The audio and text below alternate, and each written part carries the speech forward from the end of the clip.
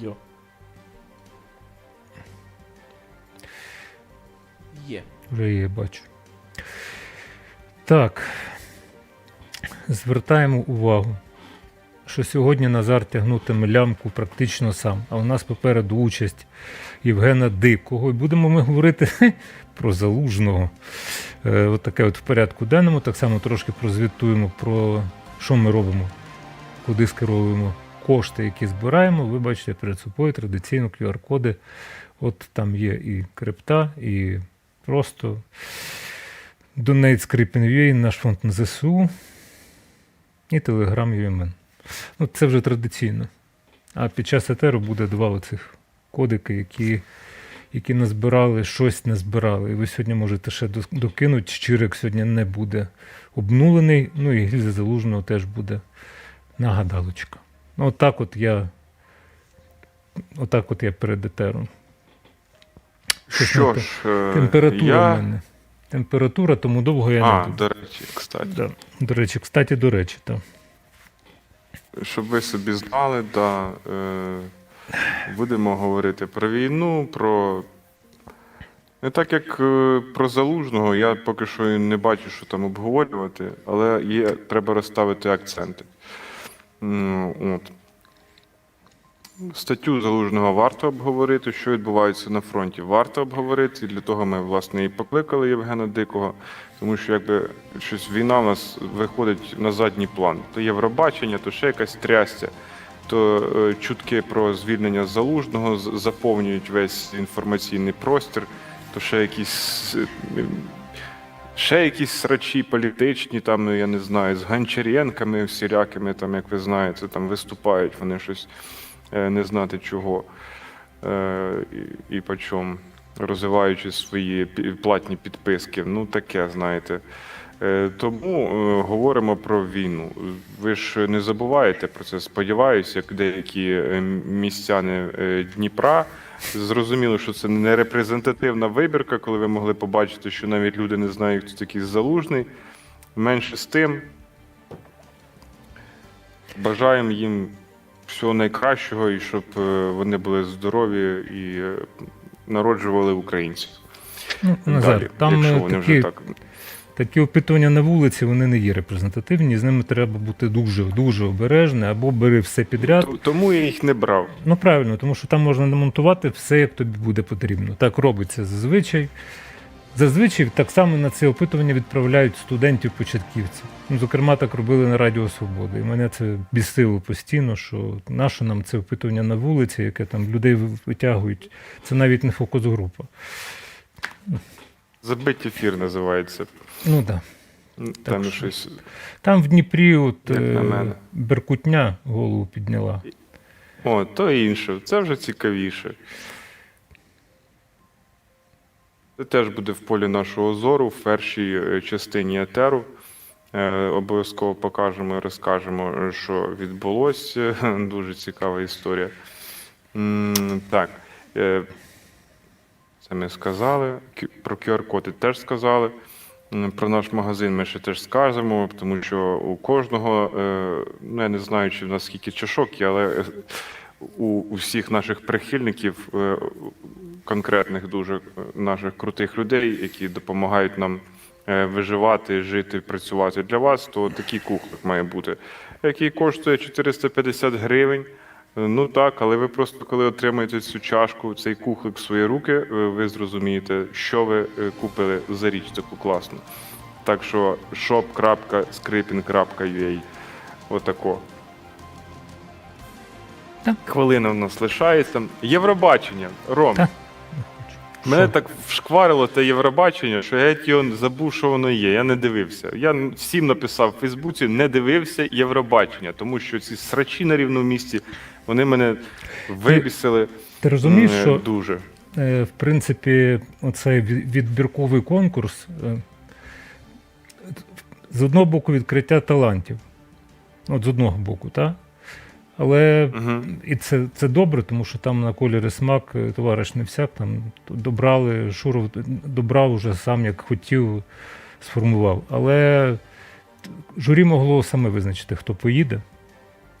От І все, без всякого голосування, дії і Тимура Мірошниченка. От така моя думка. Все, поїхали. Ага.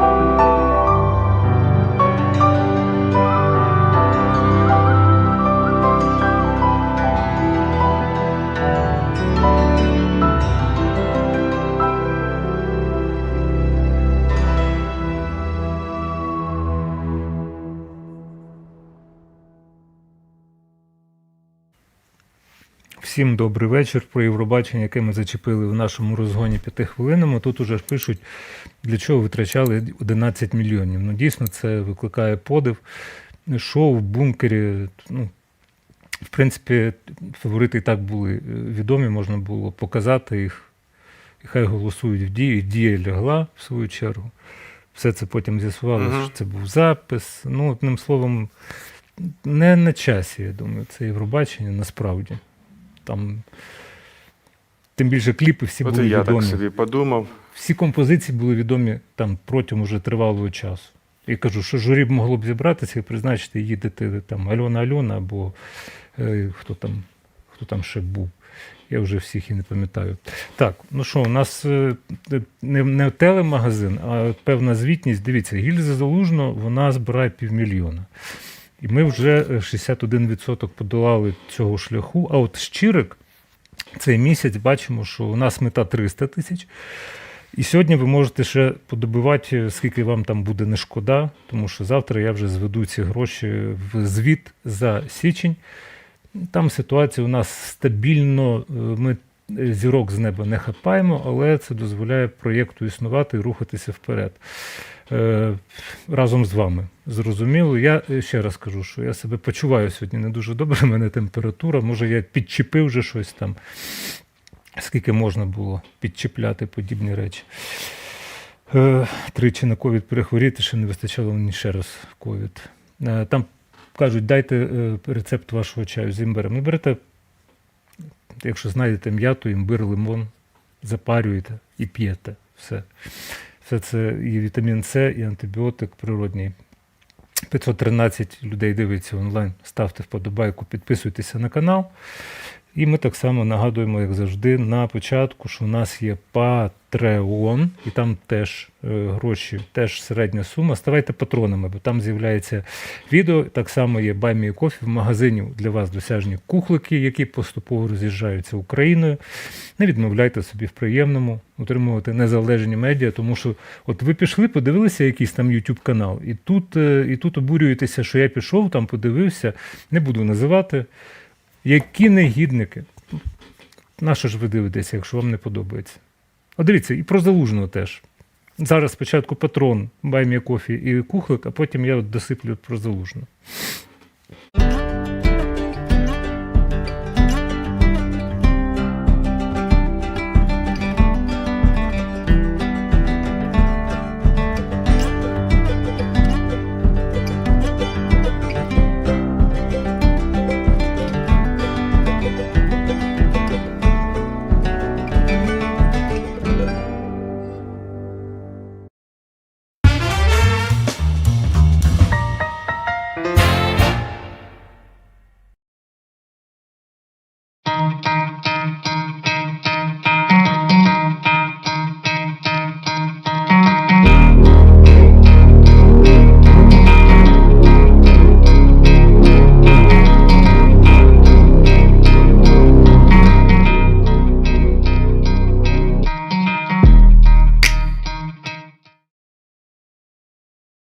Так, і у нас, оскільки на обкладинці Залужний, а я зараз піду лягати і гріти морду, щось, ну не знаю, під вечір. 37,7. Це ж не нормальна температура, правильно?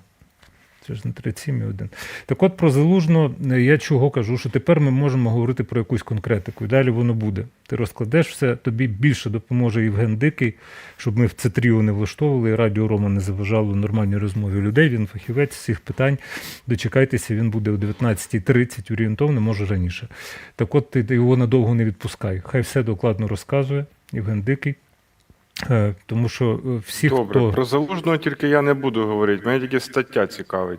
А от, власне, я й кажу, що тепер ми можемо, знову-таки, минулий тиждень з'являлися якісь чутки, та? Їх множили в телеграм-каналах, все, ну тобто якісь джерела. Ясна річ, що це, якщо зливають інформацію, то з якоюсь метою. І там медіаграмотність, вона все ж таки має бути присутня, медіагігієна. Але тут уже з'являються певні факти. Зеленський же ж там ти будеш цитувати його, та? Де він говорить, що... Ми можемо зараз послухати цей синхрон, якщо ти хочеш це проговорити, та і все. Бо я з Диким реально не збираюся це обговорювати. Я знаю, що тоді ти включимо, збираєшся в мене обговорювати теж з що Диким. сказати. Ти ж мені показував питання. Ну, що, перетягувати його? Так, да, то ми зараз його покажемо, та й все. Це буде нормально. А далі піднемо на Дніпро. Ну, окей. Так, то давай, Влад, Я вже покажемо, поставив, цей. підняв Так. версію. Угу, оце воно. Його треба просто повністю Добре. чути. От, всю відповідь. Генерал dato alle Залужний. forze armate Багато in говорять questa про те, guerra що è il він може, generale його може Zanushny. бути звільнено, що ви його можете звільнити. Si parla molto, ci sono Можете molte звільнити. indiscrezioni sul Це fatto правда, che чи insomma, potrebbe існує таке, licenziare чи questo ні? generale. Послухайте, це кадрове питання, яке всередині нашої держави. І, безумовно, якщо ми говоримо про перезавантаження, то я хочу, щоб ви мене зрозуміли.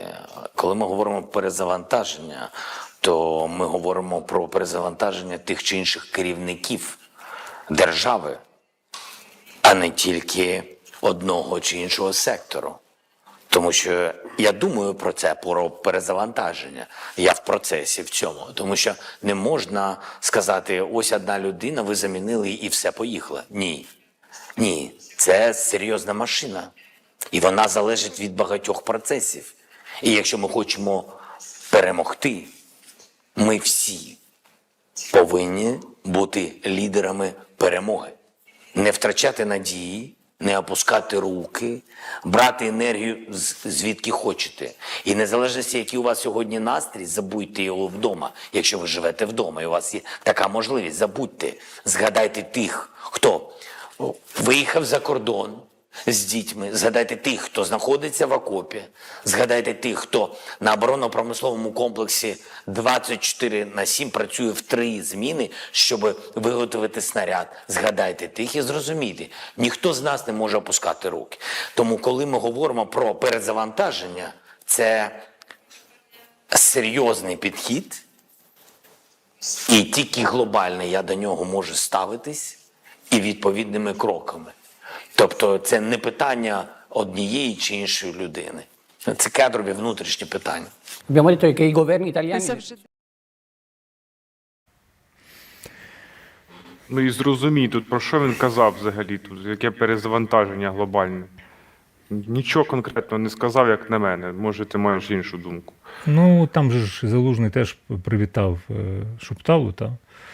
Каже, з нами так. буде нелегко. Там, і, ну, тобто, це так от воно з'являється потихеньку, фактаж, ну, яким можна оперувати, що ознаки є, якщо це в публічну площину потрапляє. Залужний там статтю на CNN, правильно написав. Ну, от, в принципі, нічого нового ми не почуємо. Інша річ, що це от збудження в журналістів, воно викликає подив. І такий подив абсолютно щирий, тому що ну, зараз час непростий зовсім. І знаєш, будь-яка деза, і треба перевіряти там з 3 джерел. В цьому аж шаленстві, значить, що от все вже Залужного вже відправили. Офіс президента – це ще та структурка. Ми його теж критикуємо і, здається, справедливо критикуємо. Тому що деякі речі вони неприпустимі. Тут же з'явився речник у президента, який вийшов, почав все пояснювати нарешті. А Зеленський сьогодні поїхав по регіонах України і в Кропивницький. Ну, молодець. В Роботиному був на передовій. Та-та-та. Але все це ви будете вже з Євгеном Диким обговорювати. Я хотів позвітувати ще трошки про те, що наші глядачі вони ставлять гроші, хто скільки може. Це зрозуміло. От на гільзу Залужного, ось вона біля мене так і стоїть, безхозна поки що. Там можна ставити від 100 гривень. На другому місці ось ця буде теж гільза. Буде 2 переможці. Але активніше ставте, щось уповільнилося все. Я розумію, можливо, з вас гроші Євробачення витягло. От, ну і щирик ви можете сьогодні ще добити до завтрашнього ранку, коли вже буду підбивати підсумки станом на завтра. Ну, тобто, от 5 число сьогодні, і гроші з Патреона, вони падають, і тоді я складаю список. Щирик, зайвий раз нагадати зайвим не буде, що він чекає теж на вашу щирість стосовно нашого проєкту. Так от 385 тисяч у нас було, здається, на рахунку, на банці, на ЗСУ, на фонді на ЗСУ. Туди теж капало щось, і звідти ці всі гроші були виняті, що було куплено на них. Одна машина куплена, я навіть уже, просто там вже грошей немає на тій банці. Потім поїхали гроші на ремонт, 17 тисяч гривень, а там потрібно 57, але хоч 17 поїхало. І так само була частково проплачена Nissan Navara. Оце, пам'ятаєш, ми показували хлопців з першої роти 95-ї бригади, і вони просили на бус 4х4. Приїхав бус, вони його оглянули і сказали, ні, нам не підходить, проблемна автівка, і тому було поміняно на Nissan Navara. Мені то яка різниця? Головне, щоб це йшло на користь. Але це подяка має бути нашим глядачам. Ми прозвітуємо обов'язково, як зможемо. Фотографії, відео, це все буде в звітності, тому що, щоб ви розуміли, що ви даєте гроші на ЗСУ. Так? І от гільза Залужного – це теж на ЗСУ фактично буде. Потреби є. Не буду я говорити, що комусь не можу додзвонитися, в мене це трошки шкребе зсередини, йдеться про наших людей. Але давайте не зупинятися, тому що такий постійний оцей стрес в читанні новин, а там вони не ж всі хороші новини.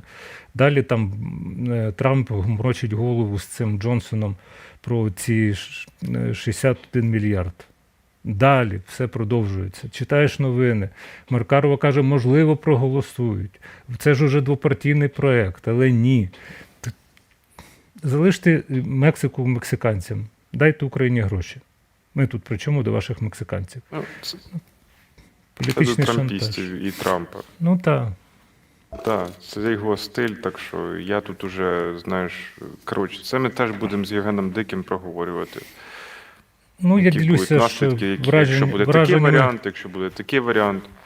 Враженнями про день, давай тепер розкажи нам про дніпровських поліцейських. Батальйон особливого призначення. Вони ж Беркут. Колишні беркутівці, які засіли після Революції Гідності і вдавали себе поліцейських, проявили себе під час широкомасштабної війни. Отак, якщо просто сказати, що вийшло.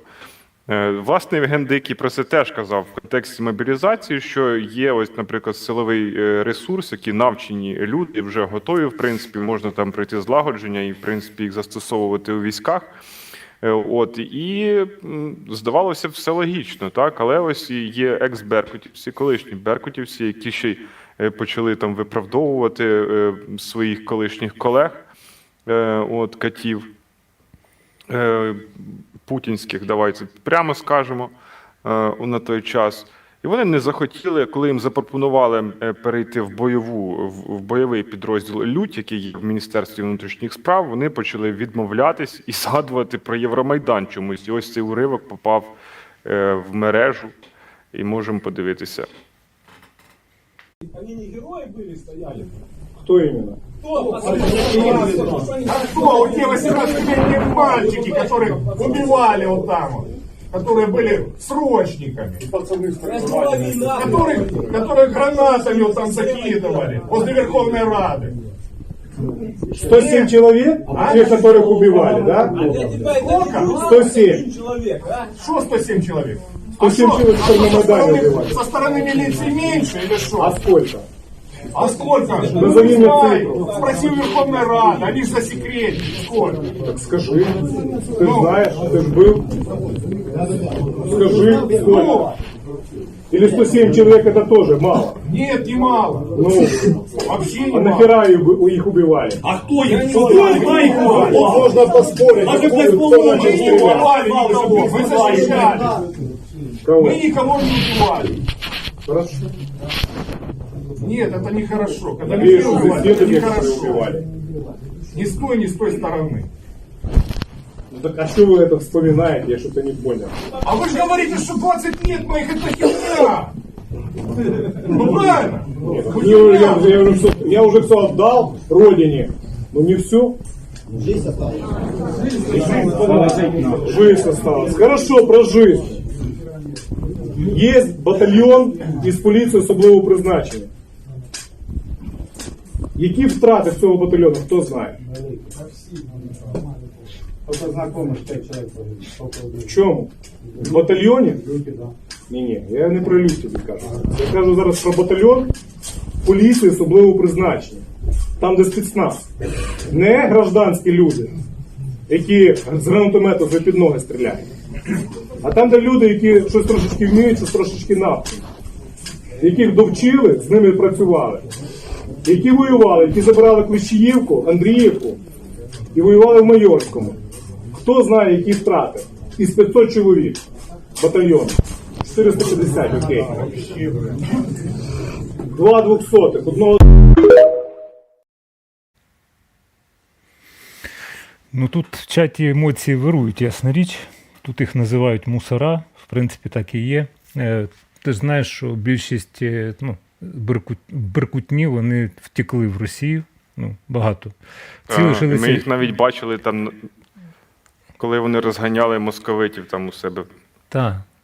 І от ці, вони пішли в поліцію пересидіти, бо вони не підлягають мобілізації. І от пишуть, що їх не загребли в ТЦК. Ви уявляєте собі беркутню, яка починає колаборувати от з такою лексикою, в принципі. Я такої лексики не чув від добробатів, ні від, не знаю, від військових. Просто не чув. Тобто є певна там лексика, на війні, ясна річ, що матюкаються, але тут, на зборах, там Національна поліція сказала, що будемо розбиратися, так? Угу. Тепер буде проведено розслідування. Це ж вони що? Самі знімали себе, викладали. Це якесь, я не знаю, що це робиться. Це називається Аваківська реформа, мабуть, що так можна згадати, так що цю людину, цього посадовця. Де він? Безперечно, це ж за нього відбувалося, правильно? Це ж він за Порошенка був, потім за Зеленського він майже всидів з великими, не знаю, надмірним тиском громадськості. І це все-таки вийшло. Не знаю, і де він тепер, і ось вам плоди Аваківської реформи. Просто отак от. Незлим тихим словом принагідно згадаємо. Так я ж бачив цю реформу. Рома Сініцин сидів теж в комісії.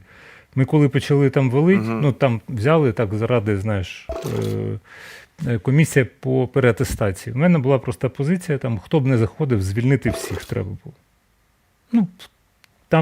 Там сміх і гріх, в деклараціях нуль, то там ще ті були персонажі.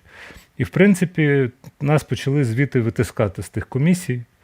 Сказали, а давайте ви тепер в комісію по апеляції підіть.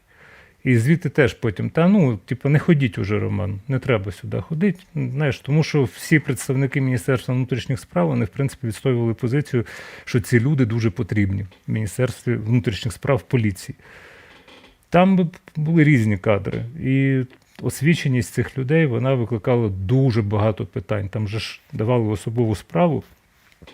І я голосував звільнити, звільнити, звільнити, звільнити. На мене вже сиділи вовком дивилися там представники МВС, бо там комісії складалися з представників МВС, громадських організацій, бла-бла-бла-бла-бла-бла. І з грузин, які освячували. Але, бачиш, от питання ж до того, хто, в принципі, вигнав і грузинських реформаторів, і завалив реформу поліції. Але як красиво присягали вони на Софіївському Майдані, хочу нагадати, як нам показували, копами почали називати. Це копи? Це якесь бидло.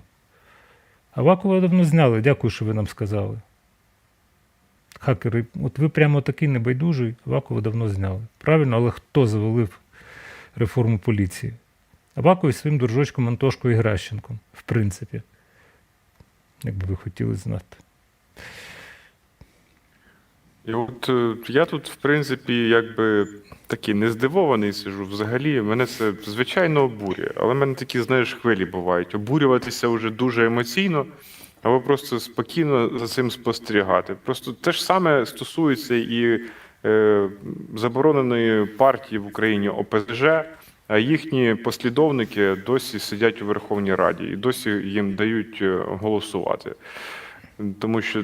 Тому що так у нас відбувається. Отак от можна спустити все. Про марафон нагадаю, то там сиділи так само інформаційні колаборанти з медведчуківських каналів. Так вони і сидять. І нормально нічого ніхто не парило. Я не впевнений, що вони там... Я не знаю навіть, зараз хто, говорю, там, я навіть не знаю, Голованова.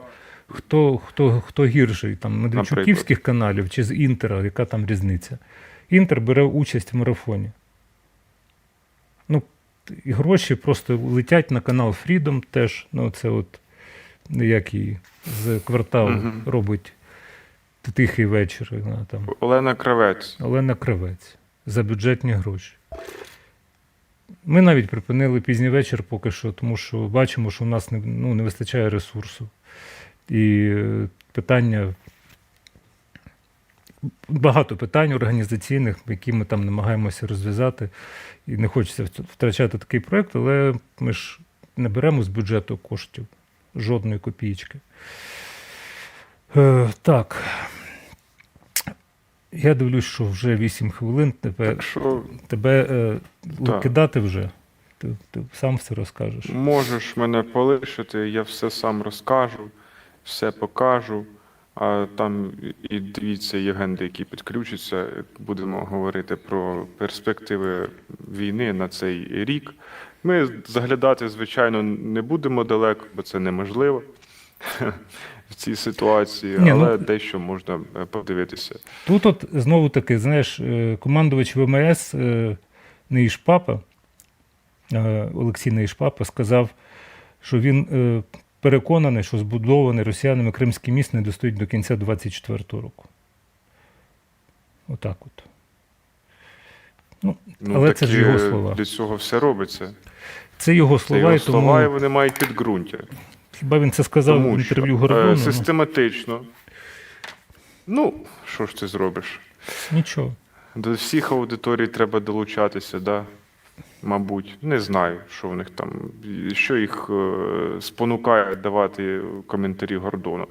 А те, що ці слова мають підґрунтя, то це ми бачимо по прильотам в Криму, як вибиваються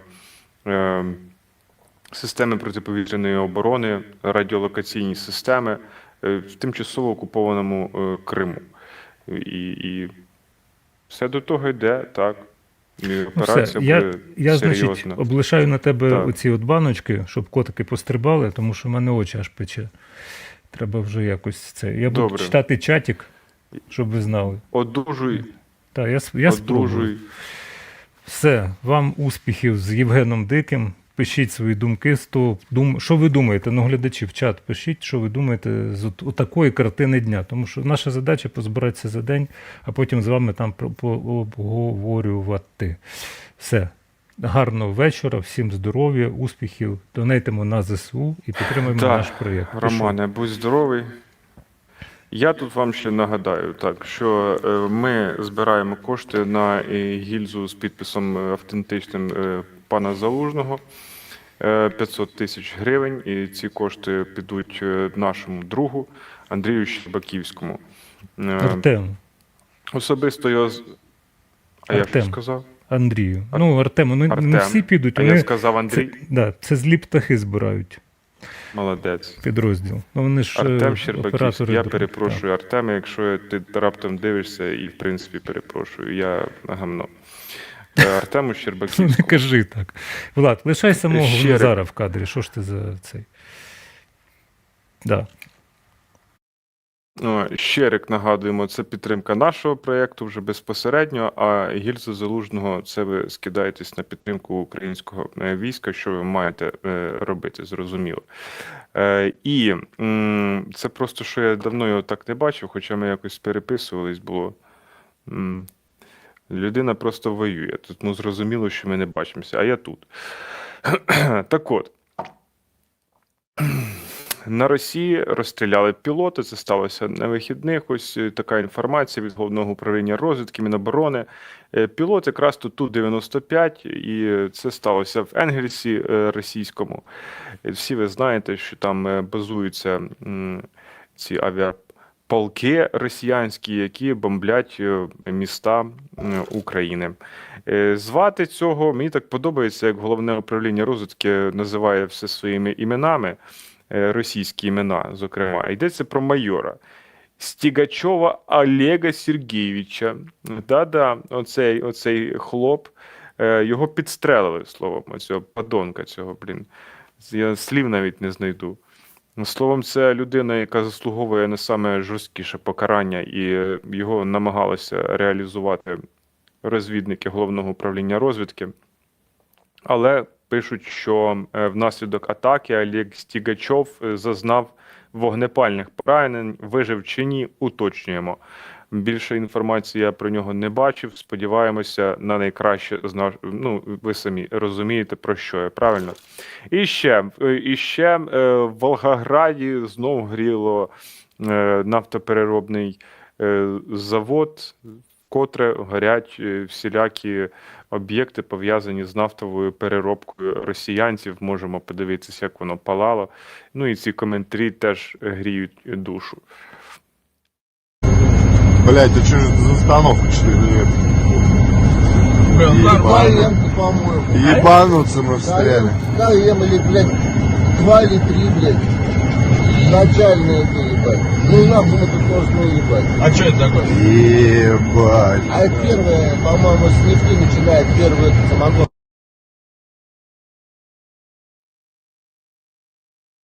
Дякуємо невідомим безпілотникам, які оце все зробили.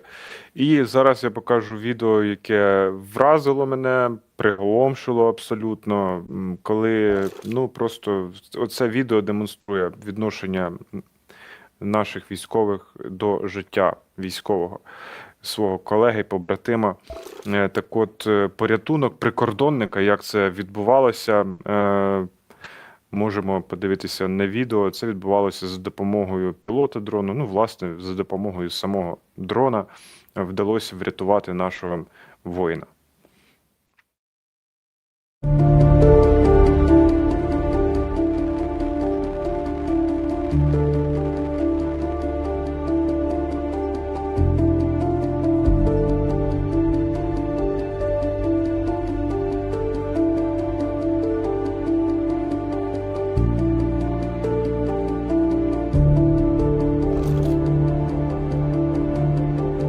Когда первый дрон отработал, у меня, получается, удар пришел в спину.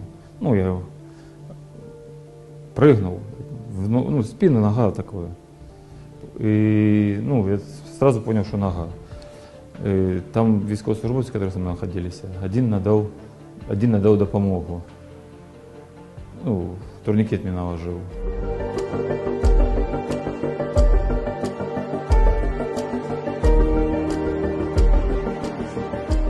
Занадто близька дистанція до ворога. З однієї сторони біля 100 метрів, з іншої 200, може 300. І підійти туди безпечно не було можливим.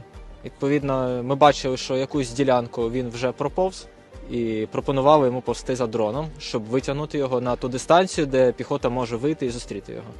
Этот дрон опустился, посмотрел, улетел. Ну, улетел. Когда начал лететь, я уже вижу, что он что-то несет.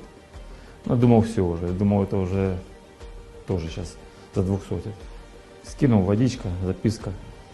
Вот так оно и все и произошло. Виходить, що одною батарейкою його підводили ближче до наших позицій. Потім повернулися, поміняли іншу батарейку, зустріли групу евакуації, її також до нього підвели, і так уже вони його забрали. У меня было только желание, чтобы меня быстро эвакуировали, то что наверное, напуганный, испуганный был, голодный, холодный был, перемерз весь.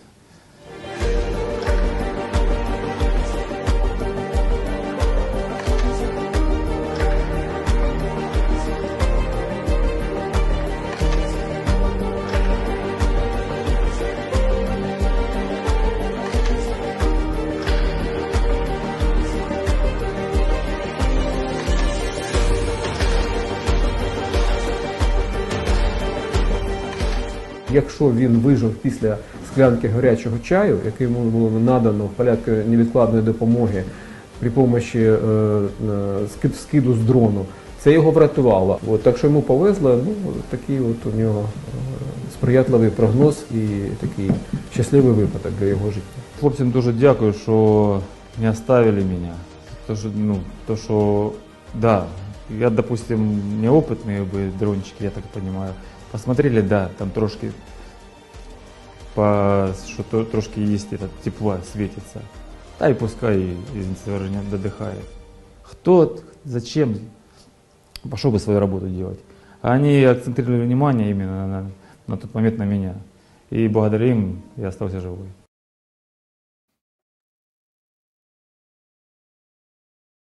Так, любі друзі, ви побачили цей сюжет надзвичайний просто. І далі ми прямуємо до теми «Війна 2024». Давай, бежом!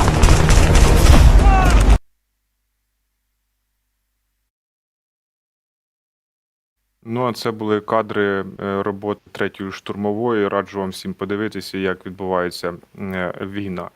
А зараз з нами на зв'язку вже є Євген Дикий. Пане Євгене, вітаю вас. Слава Україні. Героям слава, добрий вечір. Чи можна я вас назву військовим оглядачем вже врешті? Як там, з експертом би сперечався, а оглядача, ладно. Оглядаю ж, куди ж діти. Добре, дякую вам. Я сам цього слова, знаєте, воно мене тут бісить аж прямо. Я розумію, що таке оглядач, що таке експерт, чисто не розумію, чесно. Ветеран російсько-української війни. Такі визначення, як блогер та колумніст. Інколи прям хочете сказати, що на деревах замість листя будемо вішати колумністів. Добре, приймається. Гарний початок. Але я хотів би почати якраз то, ми не будемо обговорювати, я зразу сказав там щось про відставку Залужного, ймовірно, теоретично, поки цього не станеться там. А хотілося поговорити про статтю Залужного. Вона з'явилася ось ввечері в четвер на CNN, і це вже така 3-я стаття головнокомандувача. Якось я її для себе так зрозумів, про що там йшлось, але я ж некомпетентний в цьому. Це просто не те, що я звернув увагу. Там знову була апеляція політична, зовнішня, і, власне, йшлося про безконтактну війну. Тобто про більший ухил на технології там і безпілотні. Що ми мали зрозуміти з цієї статті, на ваш погляд? Ну, почнемо з того, що знову ж таки, ви кажете, що ми мали зрозуміти. Як і попередні 2 статті Головкома, вона від початку адресована не нам. Тобто це так само 3-я вже стаття, саме для західної аудиторії, і це треба одразу пам'ятати. Ну і чесно кажучи, особисто для мене ця 3-я стаття поки найменш зрозуміла з усіх 3. Справа в тому, що найменш. Бо перші 2 це були фактично викладені у вигляді статті, але це те, що взагалі називається заявка на матеріально-технічне забезпечення. От дві попередні статті Головкома, і вереснева 22-го року, і не пам'ятаю, яка там листопадова, здається, чи жовтнева 23-го. От вони були дуже чітко адресовані нашим союзникам, і вони описували, що нам треба перше, друге, третє, десяте, при тому у випадку першої статті 22-го року взагалі саме от реально настільки детально описувались потреби, отак ніби це буквально заявка на склад. От відвантажте нам і далі по списку. Ну, в 23-му році вже, скажімо, було хоча б без конкретних цифр, але було, що нам потрібні такі види озброєнь, такі види техніки. А от оця третя стаття, чесно кажучи, мені не зовсім зрозуміла, ну, власне, яким мав би бути фідбек, тобто, що би Головком хотів отримати після прочитання цієї його статті. Ну, хіба можливо це певною мірою така перекличка із відомим достатньо виступом представника Держдепа США Кірбі, який заявив, що ну так, певно, що ми не зможемо давати стільки зброї, скільки давали раніше, але ми дамо технології, щоб ви самі виготовляли. От, можливо, ця стаття певною мірою перегукується з цим, і Головком ніби уточнює, які саме технології в такому разі нам в першу чергу бажано отримати. От, тому що, ну, от, власне, ну і чесно кажучи, там була, от цього разу мене здивувало, перші дві статті дуже конкретні. В цій є достатньо багато таких, знаєте, ну дуже таких загальних, от ледь не філософських речей, про там особливо формулювання про нову філософію війни. Ну чесно, ну я розумію, що в нас зараз чогось не прийнято кепкувати з Головкома. Ну чесно, я от просто не утримуюсь. Прям от видно, що людина перед тим в академії у Ківалова отримала вчений ступінь, і от тепер не може говорити по-простому, по-солдатськи, от тепер має говорити як доктор Ківаловської академії. От, ні, ну вибачайте, якщо це когось задіває, вважайте це жартом, але насправді там дійсно ну низка якихось речей, які, скажімо, про все хороше і проти всього поганого, на відміну від попередніх двох статей, які саме от, ну, дуже прив'язані до ситуації на фронті і до саме прямих матеріальних потреб. Тут ну, достатньо і так, ну знову ж таки, враховуємо аудиторію. Цілком може бути, що дещо з того, що нам з вами здається як ну ніби капітан очевидність, а для західної аудиторії не настільки очевидно, оскільки вони реально віддалені, це теж треба враховувати. Тут знову ж таки, наскільки саме текст писався під тих читачів. Я от буквально сьогодні о 9 ранку я давав інтерв'ю південно-корейським журналістам. Чесно кажучи, на деякі їхні запитання, ну прям хотілося спитати у відповідь, а вас що у Гуглі забанили? А ви що взагалі спершу не поцікавились, куди ви власне їдете, щоб задавати настільки банальні питання? А от воно так є. Світ далеко не настільки, скажімо, обізнаний про реалії нашої війни, як нам би з вами того хотілося, і як в нас інколи складається хибне враження. Можливо, саме оці такі загальнофілософські речі про необхідність бити глибоко в ворожі тили, про необхідність мінімально все ж таки вступати в контактний бій прямо там на лінії, може для західної аудиторії це дійсно буде якимось відкриттям. Ну, ми то насправді давно вже над цим працюємо. Але працюємо в умовах дуже жорсткого обмеження. Нагадаю, що нам категорично заборонено використовувати будь-яку західну зброю на території Росії. Виключно на українських територіях, ну, включно з окупованими, але виключно на українських.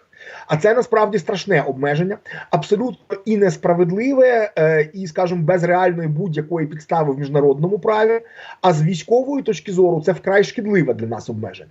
Але оскільки зброя їхня, вони мають право ставити будь-які вимоги, в тому числі і абсурдні. От, можливо, це певною мірою було в цей бік, щоб все ж таки хитнути їх, почати надавати нам таку зброю, якою можна бити по Росії і зняти цю заборону. Але в такому разі в мене питання, чому було саме прямо так це не сформулювати. Прямо там це не сформульовано. Ну, а те, що ми намагаємося виготовляти самі, ну, то ми вже і так, власне, вже рік б'ємо по території Росії тим, що самі кліпаємо.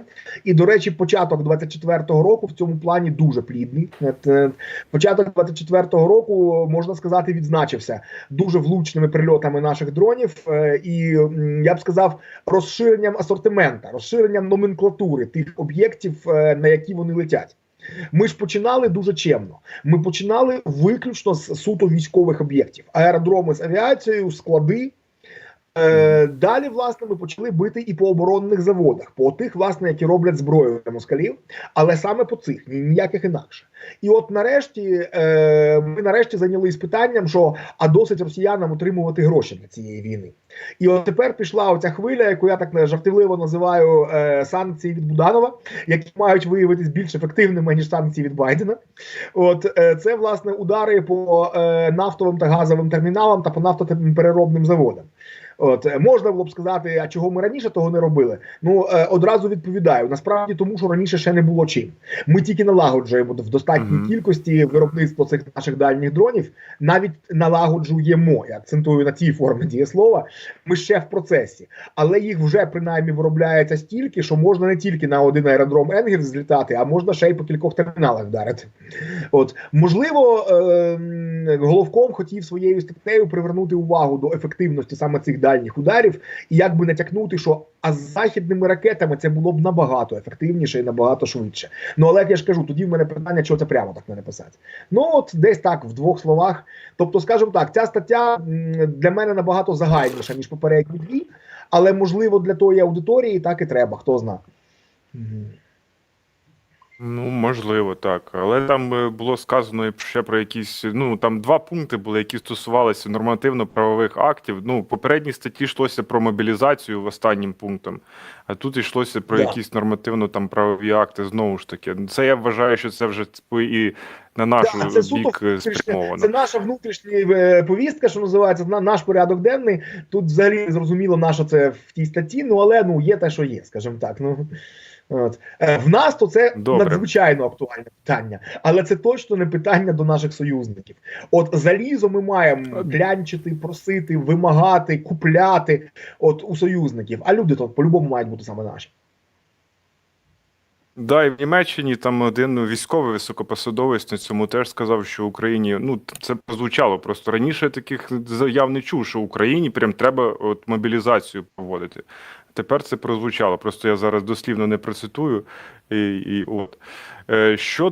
Щодо зброї, американської зброї, і ці 61 мільярд доларів, який завис завдяки трампістам, от яка інформація просто є. На зараз от читаю Financial Times, там і, до речі, їхній цей спікер Палати представників, республіканець Джонсон, так само там казав, що там цю угоду будуть блокувати в будь-якому вигляді між республіканцями і демократами щодо фінансування кордону свого і щодо фінансування України, власне. Ще якось з ізраїльською підтримкою вони там справляться, сподіваюсь, теж.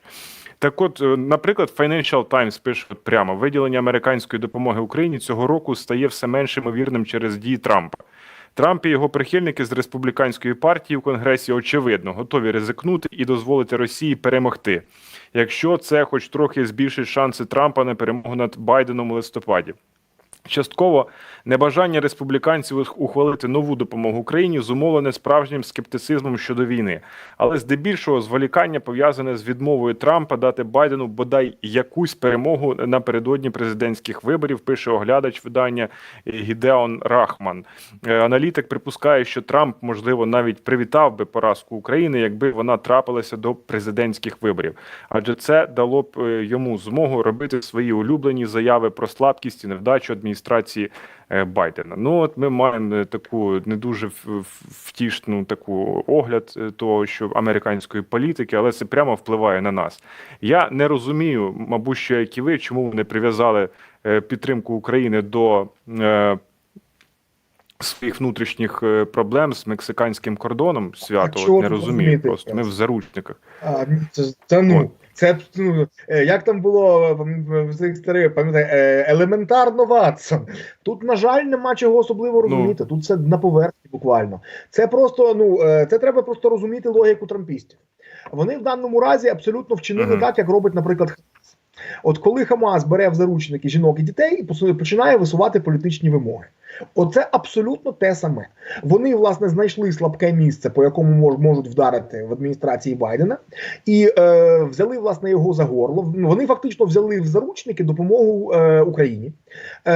У відповідь Байден прив'язав до цього питання Ізраїлю, теж певною мірою, теж взяв у заручники питання, наскільки йому це вдасться. Я боюсь, що в них вистачить голосів відокремити це в окреме питання. Власне, вони фактично взяли допомогу нам у заручники і почали шантажувати Байдена. А от далі ситуація розвивалась, на жаль, дуже для нас негативно. Бо спершу вони почали Байдена шантажувати з метою витиснути з нього максимальні поступки. З метою, власне, дотиснути його в дуже важливому для їхнього електорату, причому, а ще й дуже свідомо, скажімо, накручено республіканською пропагандою, у цьому питанні мексиканського кордону. От вони ж це поставили, що що Байден подає так, що допомога Україні – це питання безпеки США. Але у нас тут є набагато болючіше питання для нашої безпеки, от безпосередньо наш кордон, на якому купа мексів там і так далі, і так далі.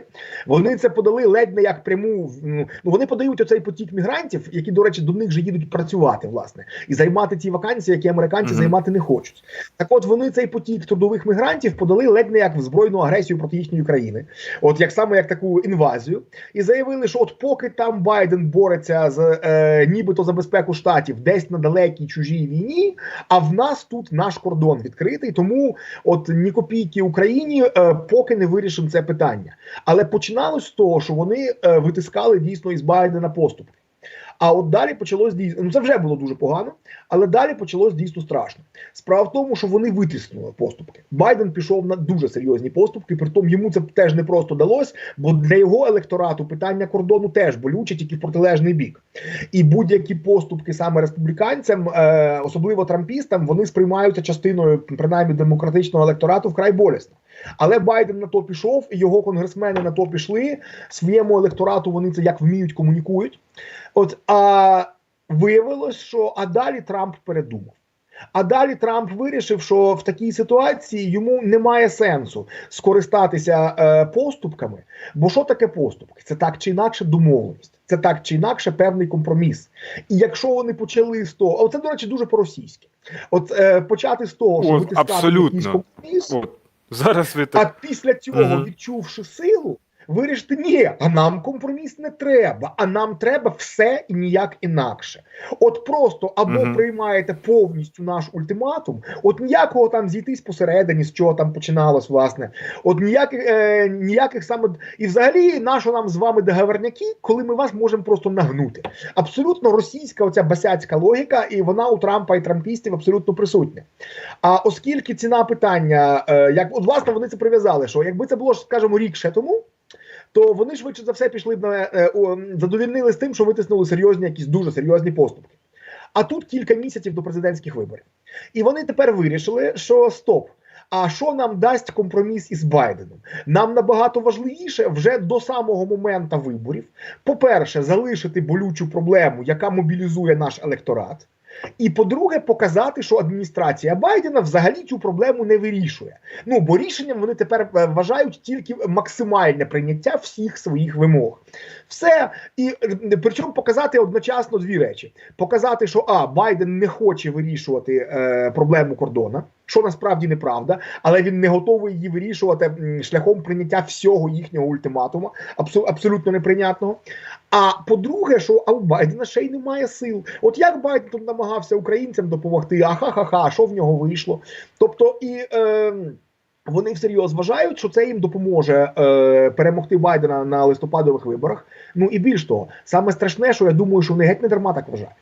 Я гадаю, що вони реально мають реальні підстави так вважати. От в них такий електорат, вони так його мобілізують, і у Байдена реально немає інструментів, що з цим робити. Ми тут тільки що так розписували Трампа як абсолютне зло, чим він насправді є. Це дійсно абсолютне зло, при тому, що з точки зору, між іншим, американської системи. От якби я був американцем, мене, мабуть, обрання Трампа хвилювало б набагато більше, навіть ніж зараз. При тому, що ми зараз залежимо від того, що він нам допомогу заблокував. Але також він є абсолютним злом для нас. До речі, я не виключаю, що він, хоча б все прив'язано до їхньої боротьби за Білий дім, Але крім того, я не то, що не виключаю, а я так дуже серйозно підозрюю, що насправді він ще й хоче нашої поразки. Він реально симпатизує Путіну, це ні для кого не секрет. За психотипом Трамп така ж людина, як Путін. І, до речі, ми тільки що з вами казали, що і їхня тактика в переговорах виявилась абсолютно російською. Спершу витиснути максимум поступок, а потім сказати, а нам поступки не треба, віддавайте нам все. От вони реально з Путіним дуже схоже мислять. І Трамп певною мірою обожнює Путіна і заздрить йому. Заздрить саме по-доброму, по-білому. Бо він би собі так хотів, а все ж таки американська система зовсім так не дозволяє. От він такий, знаєте, от Путін для нього, це, знаєте, той паровозик, який зміг. Це таке здійснення його нездійсненної мрії. Тому насправді він абсолютно, скажімо, нам не співчуває, але він навіть не нейтральний. Він реально в душі радітиме нашій поразці, хоч, мабуть, так і не скаже, а буде навпаки кричати, що от якби він був президентом, він би цього не допустив, бо він же ж колись нам дав першого Джавеліна. Да, що дійсно було історичний факт, але з того часу багато що, на жаль, помінялося. Таким чином виходить, що шансів на розблокування дійсно дуже мало. Оскільки Трамп і трампісти контролюють нижню палату Конгресу, Палату представників, то навіть якщо дійсно, от зараз з'явились повідомлення буквально в останні години, що швидше за все 7 лютого, тобто післязавтра, Сенат проголосує.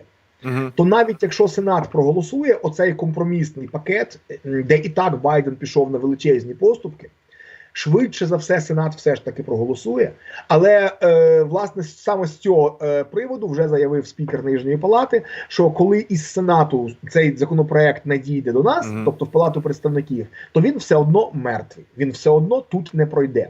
І я дуже боюсь, що у трампістів дійсно достатньо зараз важелів впливу.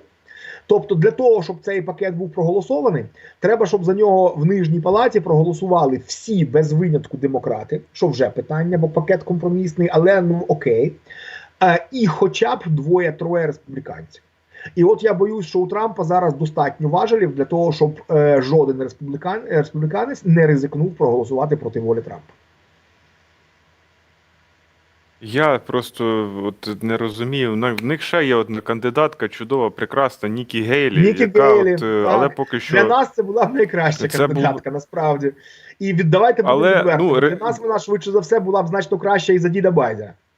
Бо давайте ж так, ми тут казали про Трампа як про дійсно абсолютне зло.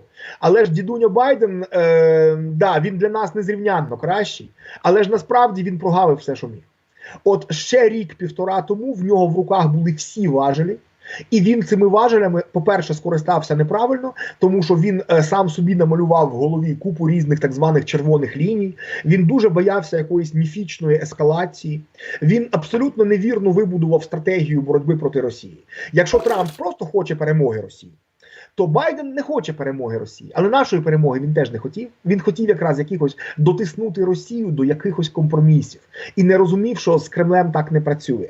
Він хотів, вся його стратегія базувалась на тому, щоб змусити Росію сплачувати неприйнятну ціну за цю війну. А це абсолютно не враховує, що в розумінні кремлівських тут нема поняття прийнятна-неприйнятна ціна.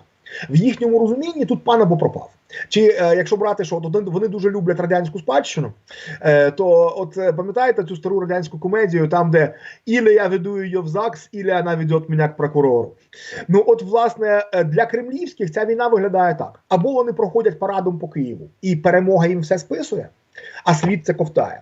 Або якщо вони цю війну програють, а не виграш, це в даному разі для них програш, то в Росії починається смута, і тоді потрапити до прокурорів у Гаагу – це, в принципі, ще найбільш м'яка версія. Із Росії в Гаагу ще можна і не доїхати, Пригожин свідок. От вони, власне, це чудово розуміють. І тому стратегія Байдена завела нас якраз в глухий кут. Стратегія Байдена не дала нам вчасно перемогти, коли це можна було зробити відносно малою кров'ю. А далі він ще й в себе в країні загубив всі важелі. І от зараз він був би радий нам допомогти, а просто не може. Він втратив контроль над Конгресом. До того, поки він ще мав контроль над Конгресом, він, вибачте, з якогось дуру не проголосував хоча б закон про ленд-ліз, який давав би йому зараз план Б. Якщо не виділяється допомога, то він президентськими повноваженнями мав би давати хоча б оцю кредитну, так би мовити, зброю, ленд-ліз. Але цей закон не продовжили. От поки в нього була така можливість, ясно, що зараз теж не продовжить. Ну от власне, тому насправді Нікі Гейлі для нас була б значно краща не тільки за Трампа, але і за Байдена. Але поки вона, на жаль, третя. Дивіться, а чи не може бути планом Б оці 300 мільярдів заморожених російських активів? Чому б це не могло бути планом Б в такій ситуації, наприклад? Ну, тобто конфіскувати на користь України на військову підтримку.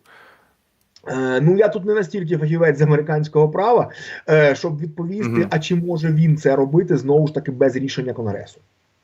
От чи це дійсно в повноваженнях тільки виконавчої влади? Знову ж таки, питання, що нам потрібні не гроші як такі. Ясно, що гроші нам теж потрібні. Але от, ну, яскравий приклад наші європейські союзники.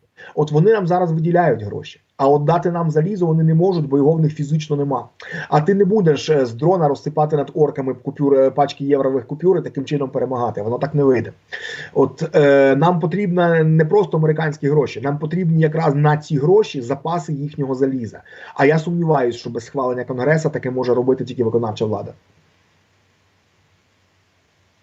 Тоді ми маємо варіант найгіршої ситуації, коли ми ні в цьому році не отримуємо американської зброї з їхніх запасів, ні в наступних роках, поки там буде, ймовірно, Трампа, схоже так, що більше шансів в нього є на перемогу. А ми що будемо робити в такому випадку тоді? Ну, в найгіршому випадку. І якщо воювати. Тобто, ну, як там міністр Кулеба казав, лопатами. Оце ну, все-таки до лопат не дойде.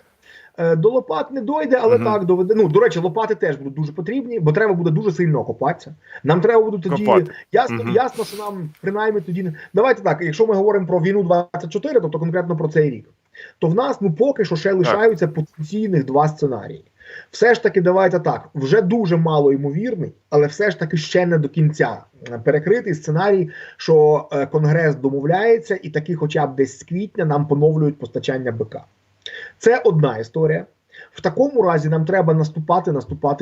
Нам треба добивати росіян, бо попри те, що ми зараз бачимо, що в нас важка ситуація, дуже важка, але вона зараз важка значною мірою саме через оцей снарядний голод. Якщо тільки Конгрес домовляється, снарядний голод одразу буквально зникає. От, буквально, ну, за той період, який треба, щоб довести просто через Атлантику. Так от, якщо все ж таки нам поновлюють постачання БК, то треба не забувати, що попри всі наші проблеми, російська армія теж в дуже поганому стані. Російська армія дуже знекровлена боями 23-го року. От вони насправді зараз дуже пишаються тим, що вони так і бути змогли зупинити наш наступ. От вони провели найбільшу мобілізацію після 1945 року, от, з часів діди воювали. І після цього вони так і бути змогли здержати хахляцький натиск. Ну, ви, в принципі, уявляєте, 2 роки тому саму таку постановку питання взагалі, сам такий діалог. От. І це треба не забувати. Вони, м'яко кажучи, не впевнені, що вони ще один такий рік витримають. Вони зараз активно користуються оцим вікном можливостей, яке їм створив Трамп. Але якщо вікно можливостей закриється, то закриються і їхні варіанти, а відкриються наші. Тобто, якщо тільки нам знов дають БК, я все ж таки 5% на це поки залишаю. От тако... Багато. Надія вмирає остання. Так от, власне, якщо дають БК, нам треба йти вперед, нам треба їх громити і добивати, і ні в якому разі не давати їм перерви для накопичення сил. Оце дуже важливо розуміти.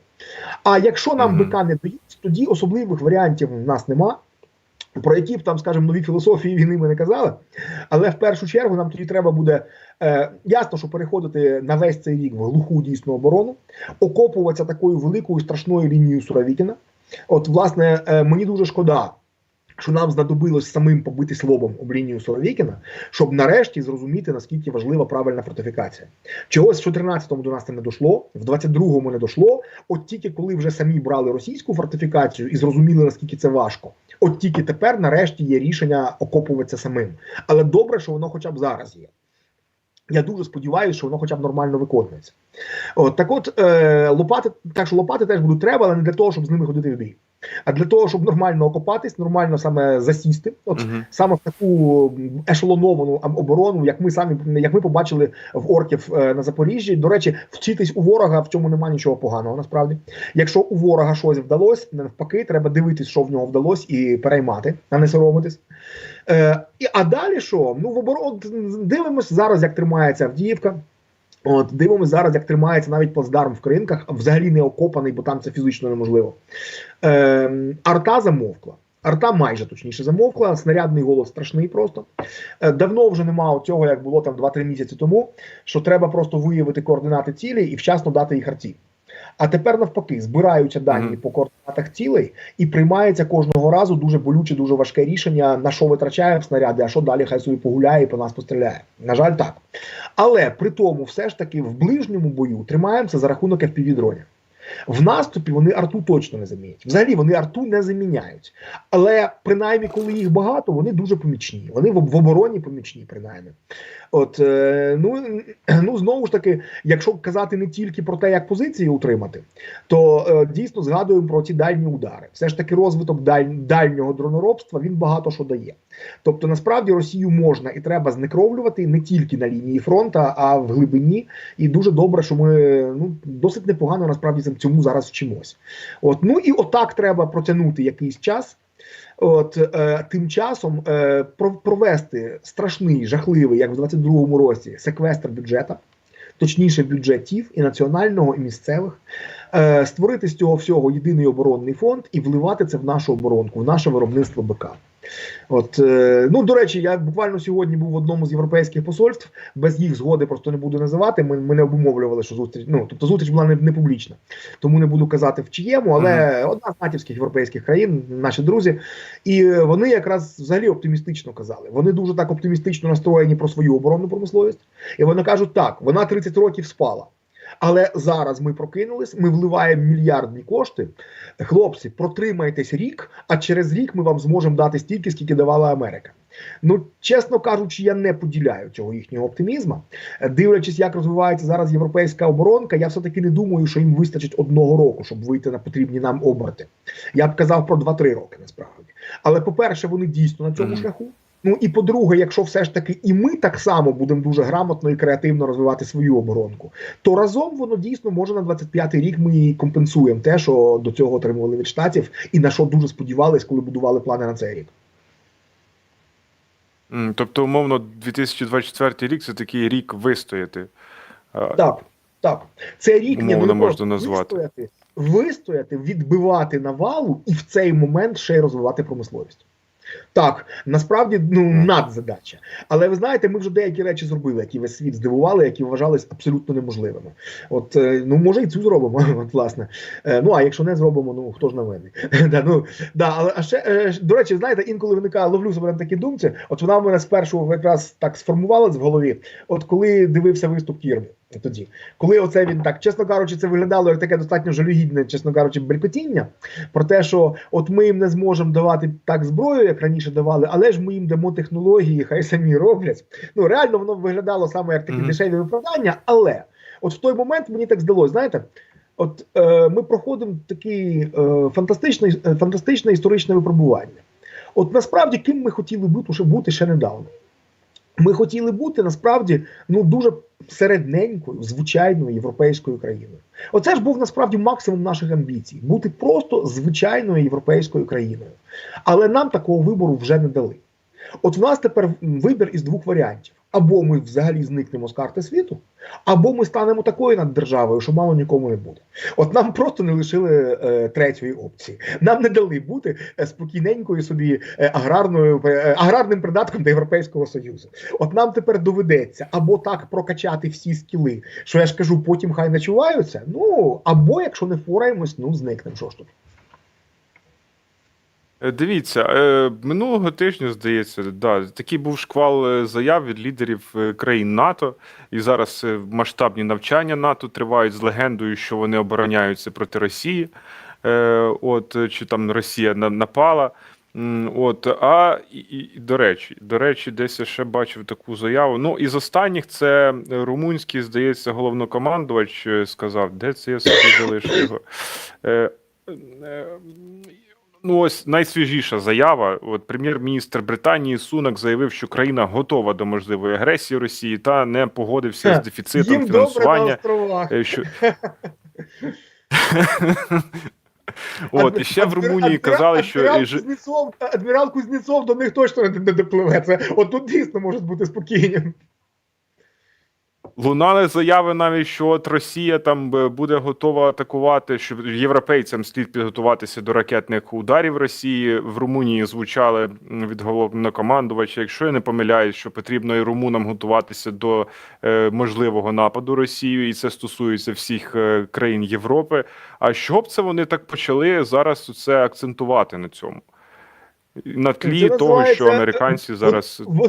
Вони почали про щось догадуватись. Тут два в одному. По-перше, вони почали нарешті розуміти, що в разі перемоги в Україні Путін дійсно не зупиниться. Вони нарешті зрозуміли, чого хоче Росія, і що ці амбіції абсолютно не обмежуються колишнім Радянським Союзом. Це одна сторона. Ну, а друга сторона, так, коли вони побачили те, що відбувається в Конгресі США, вони почали ставити питання, а чи Україна вистоїть. Тобто, тут два в одному. Вони зрозуміли, що з ними буде, якщо ми впадемо, а при тому вони почали допускати, що ми можемо впасти. І тому почали вже, власне, наперед... Ну, до речі, от ми були б такі розумні. Якби ми, власне, били на сполох і готувалися до цієї війни, ну, багато що було б абсолютно інакше, і швидше за все ми б з вами говорили вже після перемоги у мирній країні. От ми дали їм час, вони, слава Богу, вони цей час не згаяли. От вони його зараз використовують правильно, вони прокидаються. У них же ж 30 років була сплячка. Їм колись Фукуяма сказав, що історія закінчилася, і вони повірили. От вони 30 років взагалі виключали будь-яку можливість великої війни в Європі. Ну, тепер зрозуміли реальність і намагаються швиденько до неї підлаштуватися. Так, маленька ремарочка зараз буде від мене, ми далі продовжимо. Так, вподобайки ставте, підписуйтесь, бачите, гільза Залужного, ми збираємо кошти, гільза з підписом автентичним Залужного. От, туди спрямовуйте ваші, будь ласка, донейти, щирик, це підтримка нашого проєкту, так що, будь ласка, долучайтеся до підтримки війська і нашого проєкту. І ще там... Наприклад, колишній посол України в Штатах Чалий казав, що, наприклад, ймовірний напад, навіть чи якийсь гібридний напад Росії на Естонію, зокрема. В 24-му році, поки там будуть вибори, невизначеність. Ні, це він просто відштовхнувся від дуже давньої фрази Путіна, якою він свого часу шантажував західних лідерів, коли намагався умовити західних лідерів не приймати в НАТО Балтійські країни. От він, це ж улюблена фраза Путіна: «Готові ли ви умереть за Нарву?» От він саме це естонське місто наводив як приклад того, що от чи готові там німці, французи, там британці помирати за якусь там Нарву. Тому насправді немає якихось підстав вважати, що першою жертвою буде саме Естонія. Абсолютно рівно з таким же успіхом, наприклад, це може бути удар по Сувалківському коридору по Литві і з'єднання Калінінградської області з Білоруссю, окупованою вже росіянами. Тому, але давайте так, якщо про те, коли вони могли б це зробити. Тут дуже велика невизначеність. З військової точки зору я швидше згодний з аналітиками Бундесвера, які пару місяців тому давали оцінку от суто військову, що для того, щоб реально воювати проти НАТО, росіянам треба спершу закінчити війну в Україні, а після цього 5-6 років відновлюватися. І от з точки зору саме відновлення армії я абсолютно згодний з цією оцінкою, швидше не вийде. Але полягає в тому, що а що значить воювати з НАТО? Коли ми говоримо воювати з НАТО, до чого Росія дійсно зараз абсолютно не готова, ми в першу чергу маємо на увазі армію США. Бо саме вона є насправді єдиною по-справжньому боєздатною армією НАТО, і плюс ще й достатнього розміру, щоб протистояти Росії. Протистояти армії США росіяни абсолютно не можуть, в них був такий досвід, не пам'ятаю, здається, в 20-му році чи 21-му, в них там щось не поділили дві башти Кремля, от, і хтось злив вагнерів в Сирії. От, по дипломатичних каналах американцям тоді пішов сигнал: наших там нет. Ах, ваших там нет, сказали американці. Ну їх не стало. От єдиний в 21 столітті бій москалів з американцями, чи як вони називають, з піндосами. От єдиний бій москаликів з піндосами тривав порядка 1 години. Понад 200 загиблих вагнерів, жодного загиблого американця. От це технологічна різниця цих двох армій. Але якщо винести за дужки армію США, тобто якщо, наприклад, уявити, або що в Америці складне межвладдя, от Трамп виграв вибори, намагається швидше прийти до влади, знімає всіх чиновників, ламає, власне, оцю систему, яка взагалі-то яка стримала його в його перше президентське правління. Ця вся система противаг, балансів, от знімає всіх, і в цей момент росіяни б'ють, а в Америці просто немає навіть механізма швидко відреагувати. Ну, або навіть гірший варіант. Просто Трамп вже при владі, і він виконує свою погрозу. Каже, європейці, ну ви ж не віддаєте, як належите за статутом, за угодою атлантичною, ви не віддаєте 2% свого ВВП на свою оборону. А чого мої платники податків далі будуть за вас платити? Все, я вивожу американську армію із Європи, goodbye. А він це погрожує зробити. І от в такому разі, якщо НАТО це без армії США, то, по-перше, тоді це вже не НАТО. А по-друге, самі по собі європейські армії, ну про них найкраще сказав не я, про них найкраще сказав головний дипломат Європейського Союзу Жозеп Борель. Він ще в 22-му році, оцінивши те, якою є справжня війна, от він нас це побачив, і він сказав, що Європа викликала бонсай армії. Оце дуже точне визначення. Ж пам'ятаєте, що таке бонсай? От воно як деревце, воно справжнє деревце, дуже красиве таке, але воно півметра і в кадочці. От бонсай армії – це дійсно найточніше визначення того, що насправді мають європейські країни. І без армії США Європа насправді абсолютно не боєздатна проти Росії. Ну, хіба французи та британці підуть на те, щоб застосувати ядерку? Оце, мабуть, єдиний важель стримування, який лишається в руках європейців, якщо виходять американці. От така історія. Тобто виходить, що політично є певні передумови очікувати удару Росії відносно скоро. Політично. Суто з військової класичної точки зору, тобто для того, щоб мати повноцінну армію для такої авантюри, ну, Кремлю спершу треба додавити нас, що по-любому процес. От, а після цього ще й відновитись. Добренько. Ну, нічого доброго в сенсі, що тут може бути, наприклад, ще участь Китаю в цій історії, ну, як помічник уже Росії на повну потужність. Це зовсім взагалі інша історія. Ну, повноцінна третя світова, в якій вже воюють обидві сучасні наддержави. Ми ж розуміємо, що от певною мірою мрія Путіна збулася, але ж мріяти треба правильно. От колишній КГБшник Вова Путін шалено мріяв, щоб світ знову став біполярним, як в роки його КГБшної юності. Так він став біполярний. Ну ніхто ж йому не обіцяв, що знову другий полюс буде у Москві. От, власне, оте, що в роки Холодної війни було оцією віссю Вашингтон-Москва, тепер це вісь Вашингтон-Пекін. Це вже абсолютно не приховується, це вже публічно визнано. Фактично офіційним визнанням цього можна вважати навіть не тільки перемовини Байдена та Сі, які проводились саме от за таким протоколом, саме як свого часу проводились тільки між Штатами та Радянським Союзом. Але головне, що між міністерствами оборони Китаю та Штатами от відкрили так звану червону лінію. Тобто це телефонна лінія для уникнення випадкового початку ядерної війни. От в роки Холодної війни така лінія була між Кремлем та Білим домом. Тепер все, тепер між Білим домом та Пекіном. От, тобто абсолютно зрозуміло, хто тепер є двома наддержавами, лідерами своїх блоків. А от тут просто проблема, що в наддержаві лідери вільного блоку якраз саме на цей час припалась найглибша внутрішня криза з часів їхньої громадянської війни в 19 столітті. Оце, звичайно, мало ж, от настільки не повести не тільки нам, а всьому вільному світу. Ну, але є так, як є. Якщо все ж таки буде війна за участі Штатів та Китаю, то це вже абсолютно повноцінна світова війна з масовим використанням ядерки, апокаліпсис. І зараз скажу таку парадоксальну штуку. Як на мене, от нам, українцям, точно не випадає цього боятися. А нам вже гірше не буде. От навпаки, поки що воюємо ми одні. Ну і ще там ізраїльтяни. От власне, от дві країни, які наразі вигрібають реально самі війни проти величезної цієї осі зла. От, а насправді ми б тільки виграли, якби важковаговики от так би мовити, дорослі дяді, от нарешті самі напряму вступили в війну. От нам би від цього тільки полегшило. Бо в нас війна і так, нам вже, власне, ну реально бояться практично нічого. От, ну, але я ж кажу, від нас з вами не залежить, нас з вами в даному разі не спитають, чи стане війна світовою. Ну, тому от в даному разі можемо тільки спостерігати. А нам поки свою війну воювати.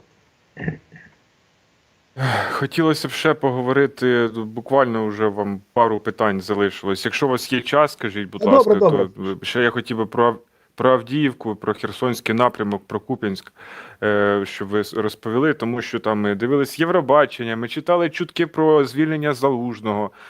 Дивишся на мапу Deep State, давайте ми покажемо зараз, це 8-й номер, як там зараз ситуація розвивається. Це ви просто зараз скажете, я не можу нічого сказати. Влад, покажи, будь ласка, врешті цей таймлапс Deep State. Це буквально від 1 лютого, як змінювалася ситуація, по 4 лютого, як зазначено на мапі Deep State, ми бачимо просування ворога, власне. І питання, що з Авдіївкою у 2024 році, чи це йдеться про декілька місяців зараз?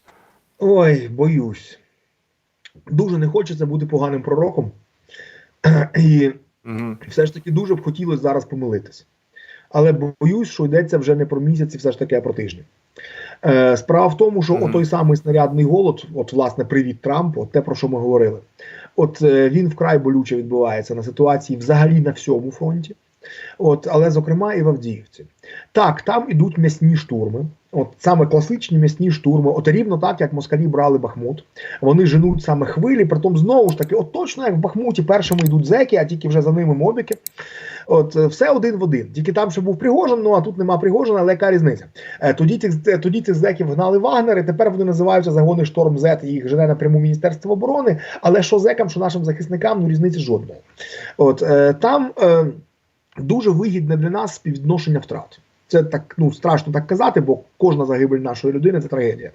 Але, ну, в війни є своя страшна арифметика, її треба рахувати.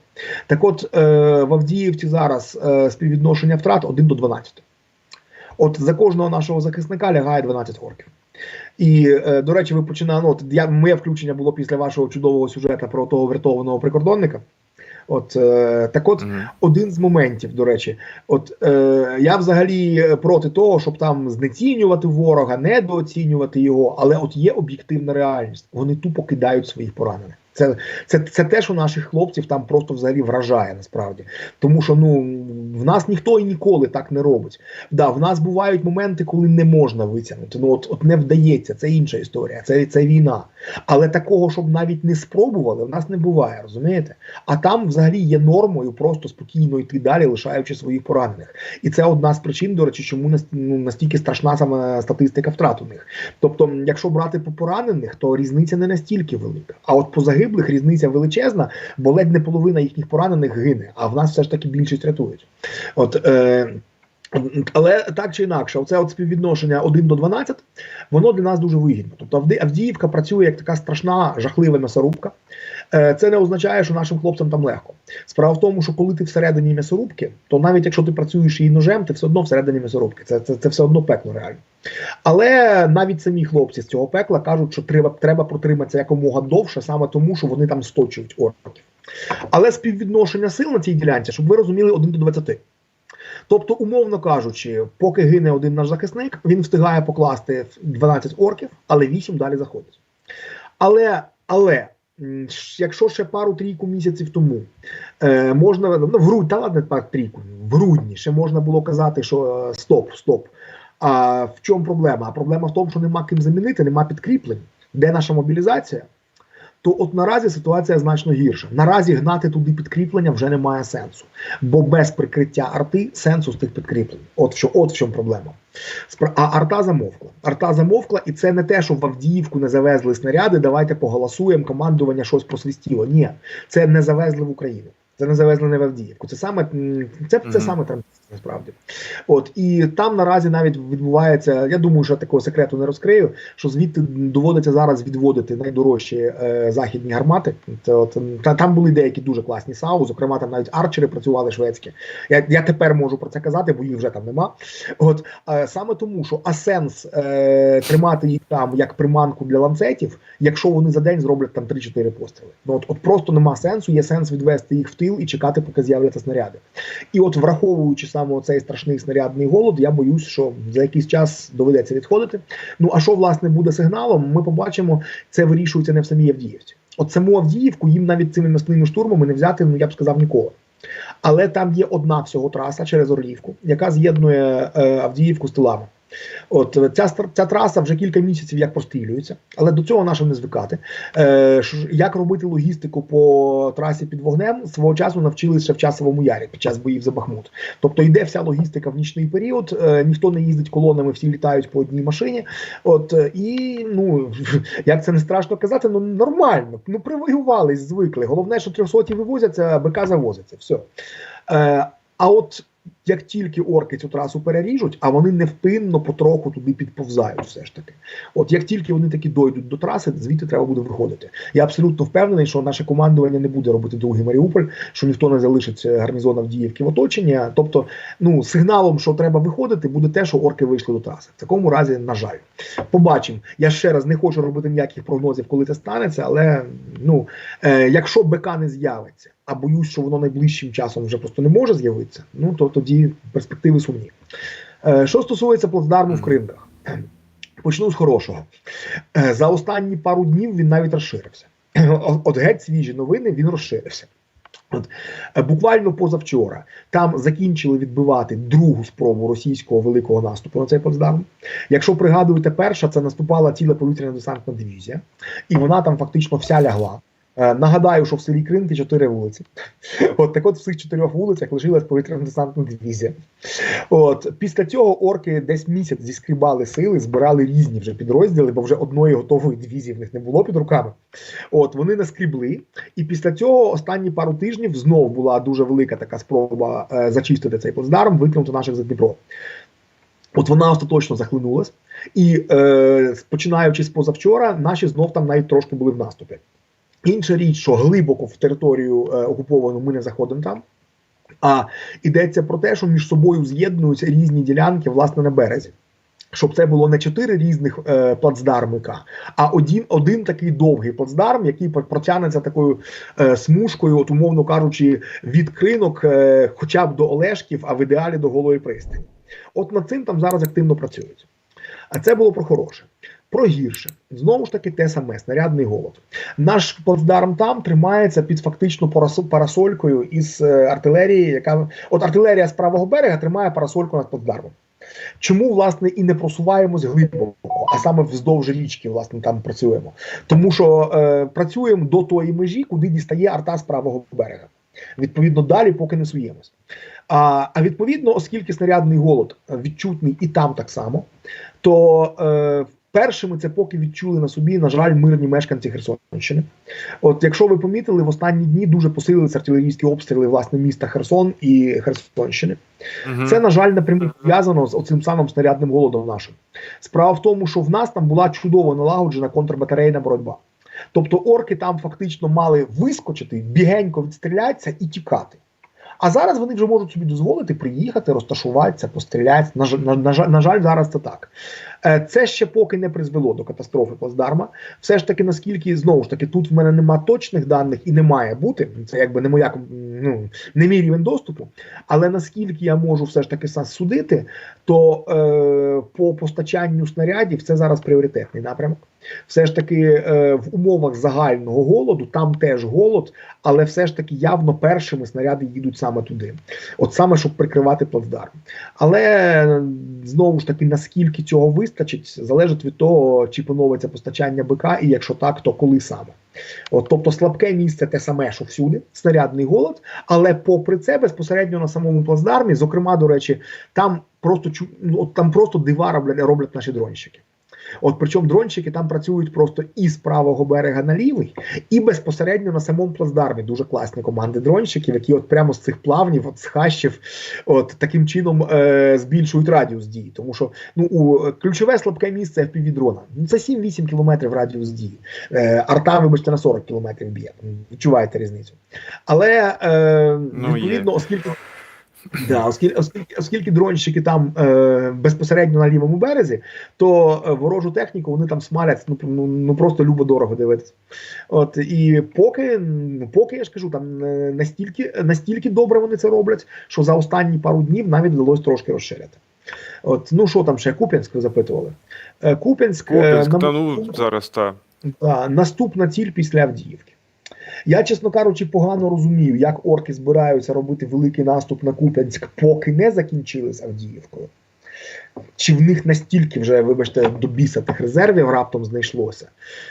Але те, що якщо вони дотиснуть Авдіївку, що одразу після цього піде саме дуже масований наступ на Куп'янськ, тут до ворожки ходити не треба.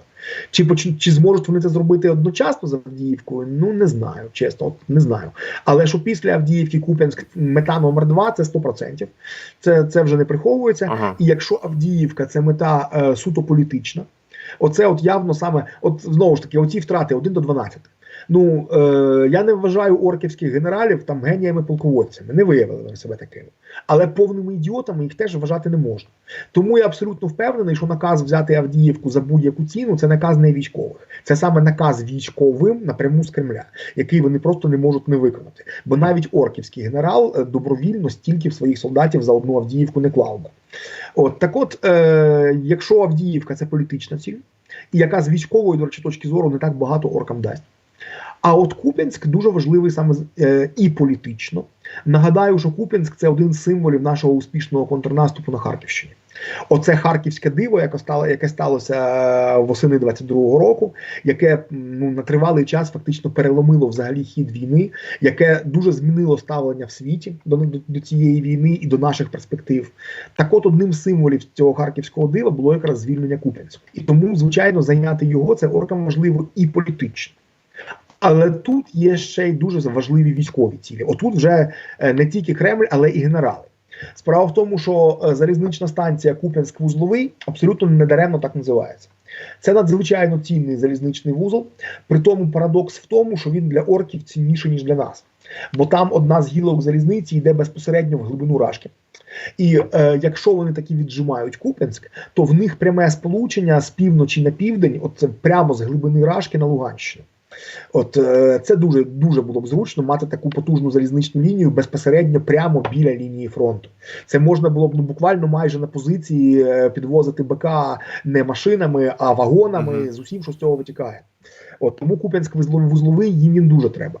А крім того, їм дуже треба, щоб лінія фронту пройшла по річці Оскол. Бо тоді, коли ми звільняли ці території восени 22-го, в них там не було по факту лінії оборони. В них були гарнізони по містах. І ці гарнізони посипались, і блокпости. А тепер вони вже знають, як копати лінії Суровікіна, вони вже навчені. І тому, якщо вони саме по лінії річки Оскол копають отаку собі північну версію лінії Суровікіна, то потім це штурмувати буде задоволення набагато нижче за середнє. Тому суто з військової точки зору Куп'янськ для них набагато цінніше, ніж Авдіївка. З політичної, здається, пріоритети розставлені навпаки. Але з військової Куп'янськ набагато важливіший.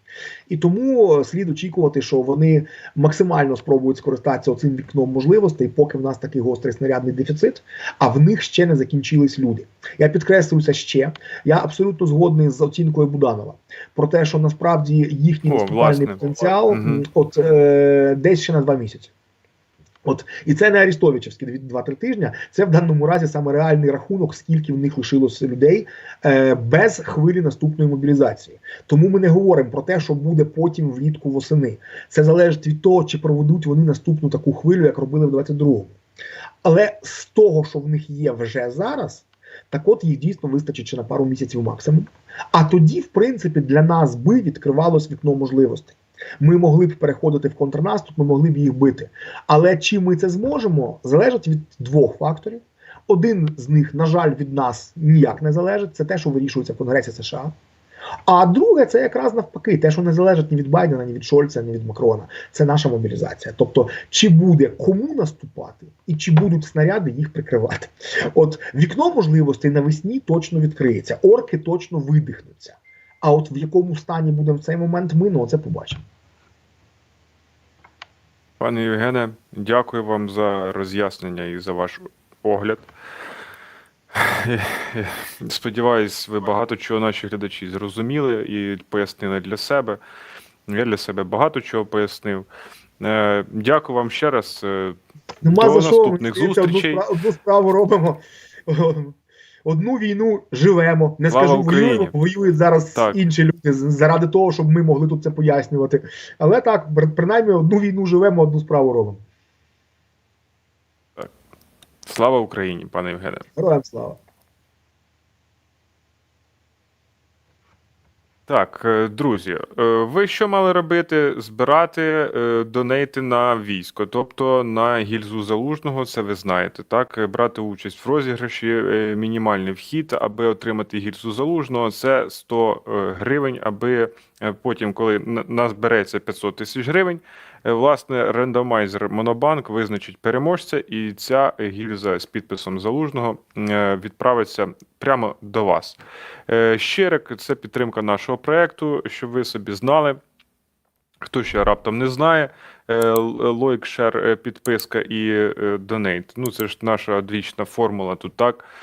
Ще хотів, знаєте, власне, сказати про F-16, і тут Нідерланди сказали, що поставлять в Україну ще 6 винищувачів F-16, і тепер це загальна кількість буде 24 одиниці. Ну, їх там готують до відправки. Коли воно станеться, теж невідомо. Я вам не скажу, бо сам не знаю. От тако. Ще хотів вам поставити нашого Тараса Білку з випуском «Не з цим стоїм єбашем». І тоді далі я вам скажу вже до зустрічі, до завтра. Всім дякую за увагу. Не забувайте донатити на українське військо. Всім дякую. До зустрічі. Слава!